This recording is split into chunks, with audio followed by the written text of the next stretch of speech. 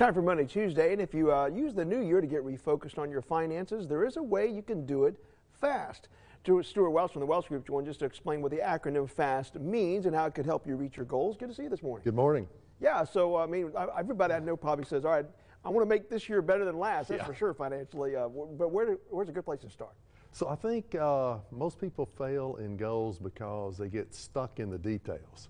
And there's a saying, ready, aim, fire. We've all heard that. Well, fast goals are ready, fire, aim. So you kind of know in general some areas you want to improve your life, whether it's your finances, your health, your relationships.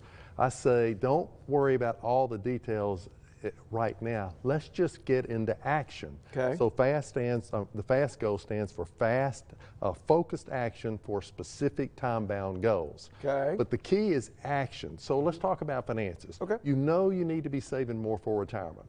You might not have all the details around that, but let's get a win today. You pick up the phone, you call the HR department, you increase your contribution to your 401k, $50. Step one. Step one. Now you're going to recalculate, continue to think about that goal. What else can I do? And I don't care if you, like today, you can send $5 to your investment account and just keep moving forward on that particular goal. If it's health, you know, I need to improve my health this year.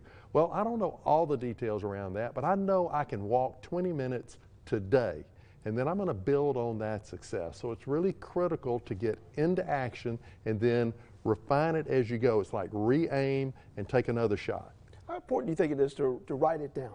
I think it's really critical to write it down. And the reason is when you write it down, you have to think about it. So like I do it in my cell phone, really easy thing to do in the notes section of a cell phone.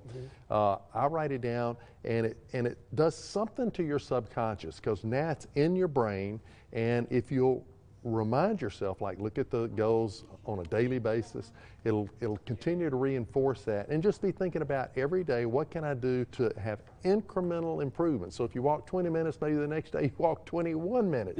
Or if you walk 30 minutes, maybe you improve your distance the next day by increasing your pace, and just try to continue to improve on that as you refine that goal until it gets really crystal clear on what you want to accomplish. Yeah, it seems like if you really keep checking on that goal, you keep checking on it, it'll help you moving towards it. And just taking action, do something, try to do something every day toward each one of those goals. It can be very small, but just get those mini wins turn into very big successes. People may restrict themselves though by adding a timeline. You know, they got to be careful with that, right? Yeah, so my experience, I've been doing goals my whole life, and my experience is the toughest thing is the timeline. I missed the timeline so many times. Either I got there much earlier or I get there much later, but literally if you stay focused on the goal, don't be overly concerned about the timeline, just keep being focused on the action you need to take to move forward. Yeah, because if you want to be realistic and say whether it's weight loss, something like that. If you're not realistic about it and you don't reach that timeline, you kind of beat yourself up, and you don't want to do that. And you don't do that. I think you just keep moving forward. What is it? How do I keep moving forward? Incremental improvements, even if it's really small, will get you there. All right, before we let you go now, obviously, you know, earlier last year, people were forecasting a possible recession.